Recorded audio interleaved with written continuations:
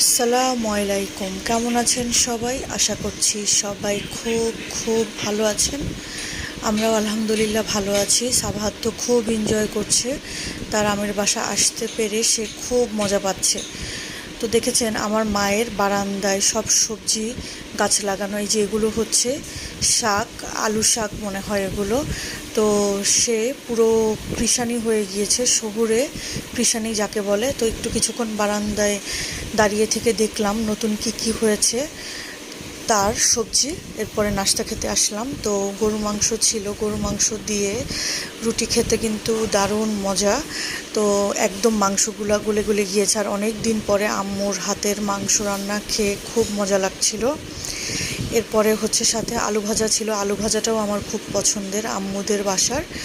তো এরপরে নাস্তা টাস্তা করে একটু চা খেয়ে নিলাম, চা না খেলে তো কোনোভাবেই হবে না। এরপরে চা খেয়ে যাচ্ছিলাম হচ্ছে দুষ্টু মুয়াজের সাথে একটু দুষ্টুমি করতে। এই যে সে কার্টুন নিয়ে পড়ে আছে, আর এই সোফাটা তার খুব প্রিয়, এখানে এসে দাঁড়িয়ে দাঁড়িয়ে টিভি দেখে। আর এত একটা দুষ্টু, টিভি ছাড়লে সেই কার্টুনের মধ্যেই মনে হয় ঢুকে যায়। আমি তাকে এত ডাকার ট্রাই করছি, আমার দিকে তাকাচ্ছিলই না। যাও এক সেকেন্ড তাকালো, আবার ফিরে গেল, মুখটা ঘুরিয়ে ফেললো।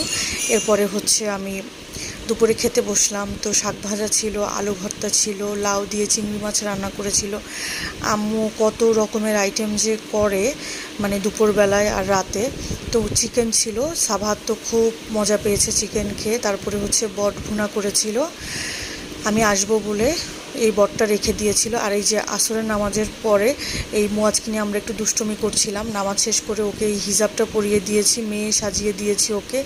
আর ও তো খুবই বিরক্ত হচ্ছে আমাদের উপরে, আর দুষ্টু সাবাহারটা খুব খুশি হচ্ছে, খুব দুষ্টুমি করতে পারছে এই জন্য। তো এরপরে হচ্ছে একটু যে রং চা বানাবো, মাথা খুব ব্যথা করছিল, এই জন্য ভাবলাম যে একটু রং চা খেয়ে নেই, গোলমরিচ বেশি করে দিয়ে, একটু আদা, তারপরে গরম মশলা দিয়ে।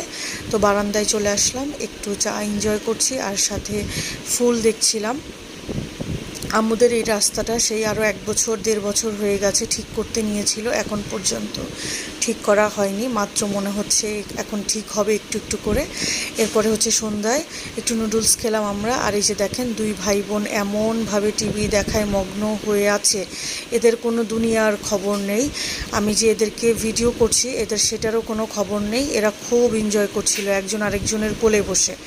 আর এইদিকে হঠাৎ করে মুয়াজ এসে আম্মুকে নামাজ পড়তে দেখে সে আম্মুর ঘাড়ের উপরে উঠবে, আম্মু সেজদা দিলে সেখানে যেয়ে বসবে। আমরা দরজা আটকে দিয়েছি আমি, তো সে ধাক্কাধাক্কি করছে। তো তাকে বললাম যে আসো, আমি সহজ ধাক্কিয়ে দেখি দরজা খোলা যায় নাই, আসলে আমি দরজাটা আটকিয়ে দিয়েছিলাম। তো সে মন খারাপ করে এখন চলে যাচ্ছিল, আবার কি মনে করে পেছনে আবার ব্যাক করে আবার যাচ্ছে সে ওই দরজার কাছে। তো আমি তাকে কোলে করে নিয়ে পরে আমাদের রুমে নিয়ে চলে আসলাম। তো এখানে এসে সে খুব বেশি এনজয় করছে না, কারণ আমার সাথে তার খুব বেশি একটা সখ্যতা এখনও গড়ে ওঠেনি, সে খুব কান্নার মুডে ছিল।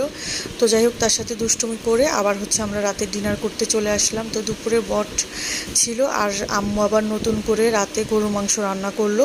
আর এই যে ডালটা দিয়ে গরুর মাংসের ঝোল দিয়ে খেতে সেই কিন্তু দারুণ।